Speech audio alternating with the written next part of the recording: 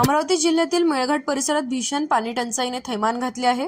पावसाळ्याची सुरुवात झाली असतानाही या दुर्गम भागातील गावांना पाण्याचा दारिद्र्याचा सामना करावा लागत आहे। विशेषतः मोथा गावात परिस्थिती अत्यंत बिकट आहे। येथील महिलांना हंडाभर पाण्यासाठी तब्बल 1 किलोमीटर अंतरावरील विहिरीपर्यंत पायपीट करावी लागत आहे। डोक्यावर पाण्याचे हंडे घेऊन परतताना त्यांची प्रचंड फरफट होत आहे। मेळघाटातील आदिवासी समुदाय घोटभर पाण्यासाठी रोजच्या संघर्षातून जात आहे।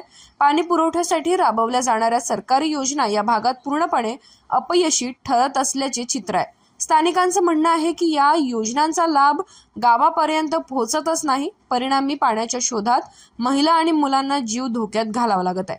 या पार्श्वभूमीवर पंतप्रधान नरेंद्र मोदी यांच्या हर घर नल योजनेअंतर्गत प्रत्येक घरात नळाद्वारे पाणी पुरवठा व्हावा अशी मागणी गावकऱ्यांनी विशेषतः महिलांनी तीव्र केली आहे। जोपर्यंत ठोस उपाययोजना होत नाहीत तोपर्यंत मेळघाटातील पाणी टंचाईचं संकट कायम राहणार आहे असं स्थानिकांचं म्हणणं आहे।